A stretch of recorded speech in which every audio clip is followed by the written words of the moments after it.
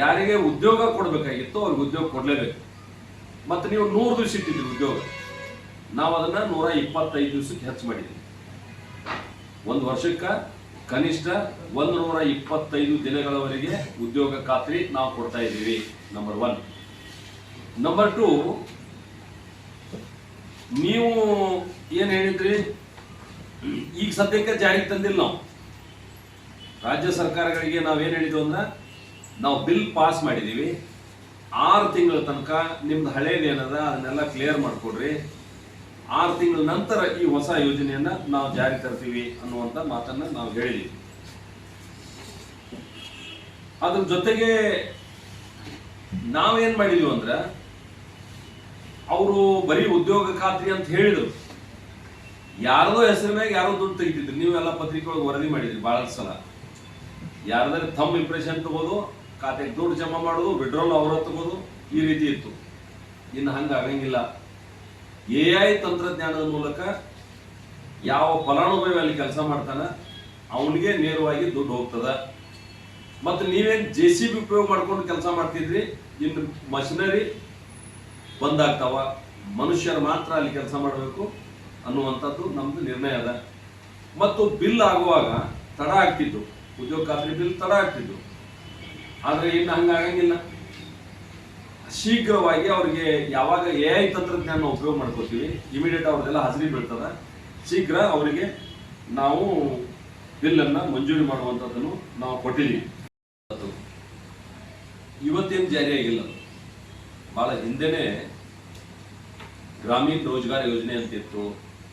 ಅದಕ್ಕೆ ಅವ್ರನ್ನ ನಂತರ ಏನು ಮಾಡಿದ್ರು, ಜವಾಹರ್ ರೋಜ್ಗಾರ್ ಯೋಜನೆ ಅಂತ ಹೆಸರಿಟ್ರು. ಅದರ ನಂತರ ಏನು ಮಾಡಿದ್ರು, ಯಾವಾಗ ಮಹಾತ್ಮ ಗಾಂಧಿ ಹೆಸರು ಹೇಳಿದ್ರು ನಾವು ಗೆಲ್ಲಕ್ಕೆ ಸಾಧ್ಯ ಐತೆ ಅನ್ನೋದು ಕಲ್ಪನಾಕ್ ಬಂತು, ಅವಾಗ ಮಹಾತ್ಮ ಗಾಂಧಿ ನರೇಗಾ ಅಂತಕ್ಕಂಥ ಯೋಜನೆಯನ್ನ ಅವ್ರ ಹೆಸರಿಟ್ರು. ಅಂದ್ರೆ ಕಾಲಕ್ಕೆ ಹೆಸರುಗಳು ಬದಲಾವಣೆ ಹಾಕೊಂಡ್ ಬಂದಾವ.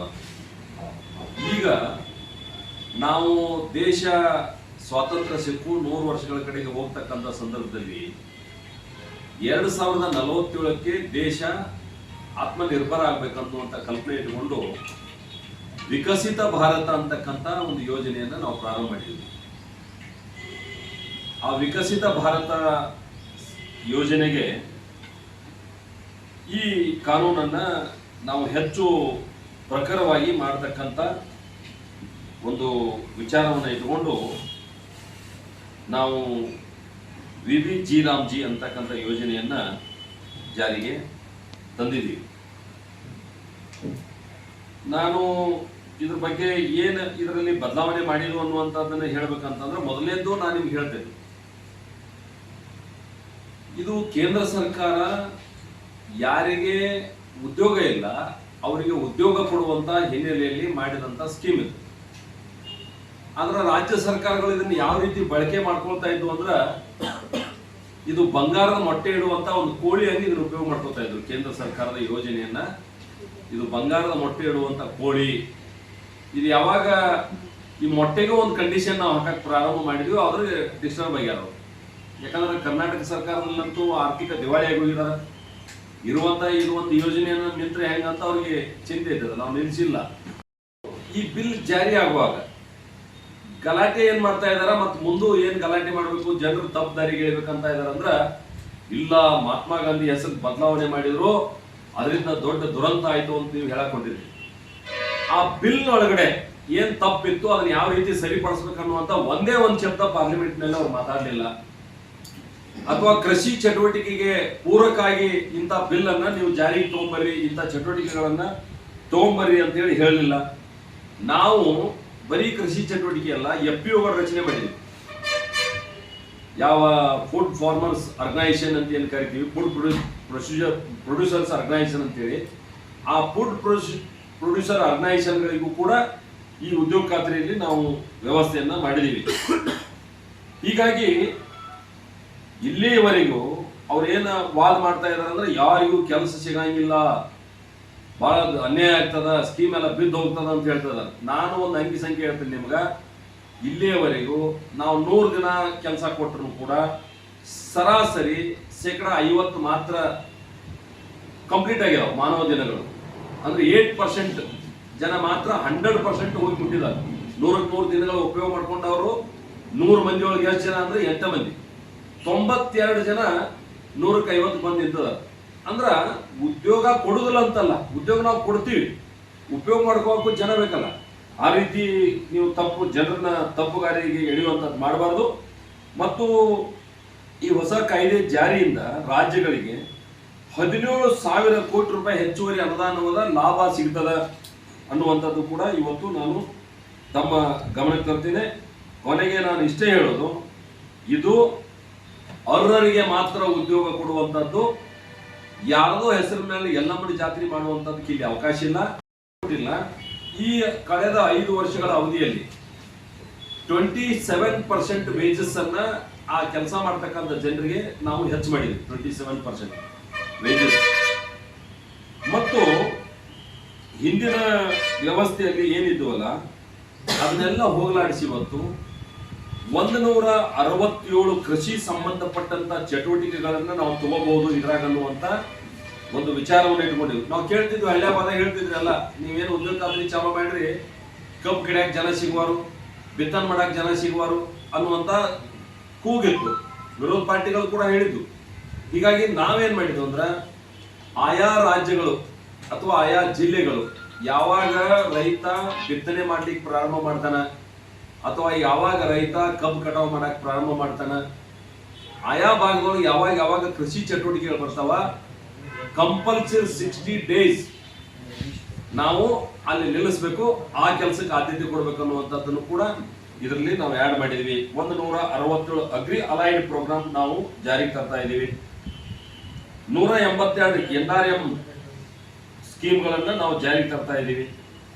58 ರೂರಲ್ ಇನ್ಫ್ರಾಸ್ಟ್ರಕ್ಚರ್ ಡೆವಲಪ್ ಮಾಡುವಂತ ಯೋಜನೆಗಳನ್ನು ನಾವು ಜಾರಿಗೆ ತರ್ತಾ ಇದ್ದೀವಿ. ಒಟ್ಟು 267 ಕೆಲಸಗಳನ್ನ ಈ ಹೊಸ ಬಿಲ್ ನಲ್ಲಿ ವಿಕಸಿತ ಭಾರತ ರಾಮ್ಜಿ ಯೋಜನೆಯಲ್ಲಿ ನಾವು ಜಾರಿಗೆ ತರ್ತಾ ಇದೀವಿ ಅನ್ನುವಂಥದ್ದನ್ನ ತಮ್ಮ ಗಮನಕ್ಕೆ ನಾನು ತರಲಿಕ್ಕೆ ಬಯಸ್ತೇನೆ.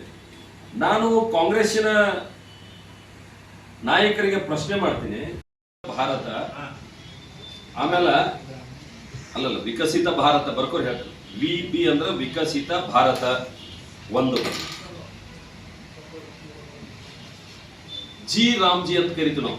ಜಿ ಅಂದ್ರೆ guarantee, Viksit Bharat guarantee for Rozgar and Ajeevika, guarantee for Rozgar and Ajeevika mission.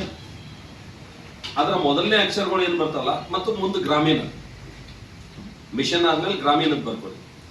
ಈ ವಿಕಸಿತ ಭಾರತ ಅಂದ್ರೆ VB guarantee G for Rozgar and Ajeevika. ರೋಜ್ಗಾರಕ್ಕೆ R ಬಂತು, ಆಜೀವಿಕಕ್ಕೆ A ಬಂತು, ಮಿಷನ್ M ಬಂತು. ಅದ ಸಹಜವಾಗಿ ಅದ ರಾಮ್ ಅಂತ ಬಂದದ.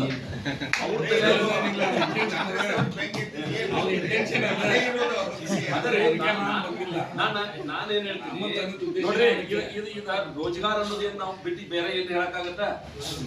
ಒಂದೇ ರಾಮ್ ಅನ್ನೋದು ಬರ್ಬೇಕಾರ ರೋಜ್ಗಾರ್ ಆಜೀವಿಕಾ. ಆಜೀವಿಕಾ ಯಾಕೆ ಜೋಡಿಸಿದ್ವಿ ನಾವು? ಆಜೀವಿಕಾ ಯಾಕೆ ಜೋಡಿಸಿದ್ವು ಅಂದ್ರ ಅಲ್ಲಲ್ಲ ಗತಿಶಕ್ತಿ ಅಂತಕ್ಕಂತ ಯೋಜನೆ ತಂದಿವಿ ನಾವು. ಈ ದೇಶದೊಳಗ ಗತಿಶಕ್ತಿ ಅಂತಕ್ಕಂಥ ಯೋಜನೆ ತಂದು. ಗತಿಶಕ್ತಿ ಅದಕ್ಕೆ ತಂದು ಅಂತಂದ್ರ, ಈ ಗ್ರಾಮ ಪಂಚಾಯತಿ ಅವ ಅದ ಕೆಲಸ ಮಾಡ್ತಾನ, ತಾಲೂಕಾ ಪಂಚಾಯತಿ ಬಂದು ಅದನ್ನ ಮಾಡ್ತಾನ, ಜಿಲ್ಲಾ ಪಂಚಾಯತಿ ಬಂದು ಅದನ್ನ ಮಾಡ್ತಾನ. ಇದು ಓವರ್ಲ್ಯಾಪ್ ಆಗಿರ್ತದೆ. ರೊಕ್ಕ ಹೊಡೆದ್ರೆ ಕೂತ್ ಬಿಡ್ತೀವಿ. ಇದು ಓವರ್ಲ್ಯಾಪ್ ಆಗಬಾರ್ದು ಅನ್ನುವಂತ ಕಾರಣದಿಂದ ಇದನ್ನ ಗತಿಶಕ್ತಿ ಲಿಂಕ್ ಕೊಟ್ಟಿವಿ ನಾವು. ಬಹಳ ವ್ಯವಸ್ಥಿತವಾಗಿ ಮಾಡ್ತಾ ಇದೀವಿ ಇದನ್ನ. ಗತಿಶಕ್ತಿಗೆ ಲಿಂಕ್ ಕೊಟ್ಟ ಮೇಲೆ ನಾವು ಆಜೀವಿಕ ತಗೋಬೇಕು. ಹೀಗಾಗಿ ಆ ಶಬ್ದಗಳ ಹೆಸರು ಬಂದಿದ್ರಿಂದ ಅವ್ರು ಗುರಿ ಹತ್ತದ ಹೊರತು ಅದ್ರೊಳಗೆ ಏನು ಒಳ್ಳೇದಾಗ್ಯದ ಅಂತ ನಾ ಏನ್ ಕೇಳ್ತೀನಿ, ಇದನ್ನ ನೀವು ಯಾವ ರೀತಿ ಉಪಯೋಗ ಮಾಡ್ಕೋತಿದ್ರಿ ನಮಗೂ ಗೊತ್ತದ. ನೀವು ಬಂಗಾರದ ಮೊಟ್ಟೆ ಇಡು ಕೋಳಿ ಹಂಗ ಉಪಯೋಗ ಮಾಡ್ಕೋತಿದ್ರಿ ಅಂತ ಗೊತ್ತದ ನಮಗ.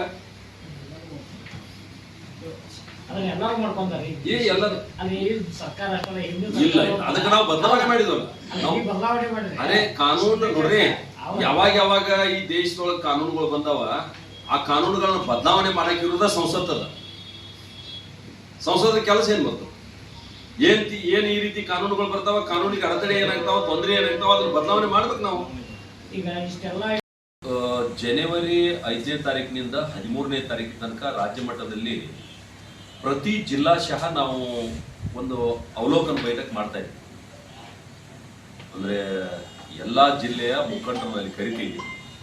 ನಮ್ಮ MLAಗಳಿರ್ಬೋದು, ex-MLA ಇರ್ಬೋದು, ಪಕ್ಷದ ಜಿಲ್ಲಾ ಅಧ್ಯಕ್ಷರಿರ್ಬೋದು, ಪ್ರಧಾನ ಕಾರ್ಯದರ್ಶಿ ಇರ್ಬೋದು, ರಾಜ್ಯ ಮಟ್ಟದ ಜವಾಬ್ದಾರಿ ಇರುವಂಥ ಆಯ್ದ ಕೆಲವು ಜನರನ್ನ ಅಲ್ಲಿ ಕರಿತೀವಿ.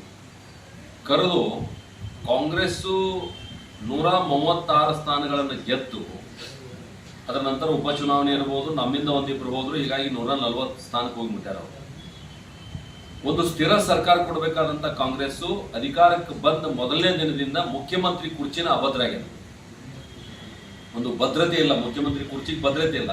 ಸರ್ ನಾವು ಅದನ್ನು ಕೇಳ್ತಾ ಇಲ್ಲ, ಒಂದೇ ನಿಮಿಷ. ಅದೇ ನಾನು ಹೀಗಾಗಿ ರಾಜ್ಯದ ಜನರ ಅಪೇಕ್ಷೆ ಅದ ಒಂದು ಸ್ಪಷ್ಟ ಬಹುಮತಿಗೆ ಬಂದಂತ ಸರ್ಕಾರ ಒಂದು ಸುಭದ್ರ ಆಡಳಿತ ಕೊಡ್ಲಿಕ್ಕೆ ಆಗ್ತಾ ಇಲ್ಲ. ಆರ್ಥಿಕವಾಗಿ ಅರಾಜಕತೆ ಇದೆ. ಒಂದು ಜವಾಬ್ದಾರಿತ ವಿರೋಧ ಪಕ್ಷವಾಗಿ ನಾವು ಇನ್ನೂ ಅಗ್ರೆಸಿವ್ ಆಗಿ ಮುಂದೆ ಹೋಗ್ಬೇಕಂತ ಜನರ ಅಪೇಕ್ಷೆ ಅದ. ಈಗೇನು ನಾವು ಮಾಡ್ತಾ ಇದೀವಿ ಇದು ಸಾಕಾಗ್ತಲ್ಲ, ಇನ್ನೂ ಹೆಚ್ಚು ಅಗ್ರೆಸಿವ್ ಆಗಿ ಹೋಗ್ಬೇಕನ್ನುವಂತ ಅಪೇಕ್ಷೆ ಇಲ್ಲದ.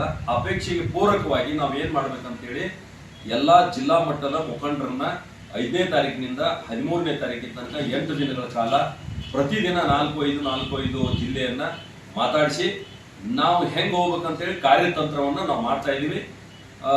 ಸಂಕ್ರಾಂತಿ ನಂತರ ಬಹಳ ದೊಡ್ಡ ಪ್ರಮಾಣದಲ್ಲಿ ಹೋರಾಟವನ್ನು ಕೈಗೆತ್ತಿಕೊಳ್ತೀವಿ. ಈಗಾಗಲೇ ನಾವು ಗಮನಿಸಿದ್ದೀವಿ, ರೈತರಿಗೆ ಸಂಬಂಧಪಟ್ಟಂತ ಹೋರಾಟ ಇತ್ತೀಚೆಗೆ ವಿಧಾನಸಭಾ ಅಧಿವೇಶನ ನಡೆದಂಥ ಸಂದರ್ಭದಲ್ಲಿ ನಾವು ಮಾಡಿದ್ದೀವಿ. ಇತ್ತೀಚೆಗೆ ಯಾವುದು ಧರ್ಮಸ್ಥಳದ ಹೋರಾಟ ನಾವು ಮಾಡಿದ್ದೀವಿ. ಸಿದ್ದರಾಮಯ್ಯನವರು ಮೂಡ ಹಗರಣದಲ್ಲಿ ಸಿಕ್ಕಾಕೊಂಡಾಗ ಮೈಸೂರಿಗೆ ಪಾದಯಾತ್ರೆ ಮಾಡಿದ್ದೀವಿ.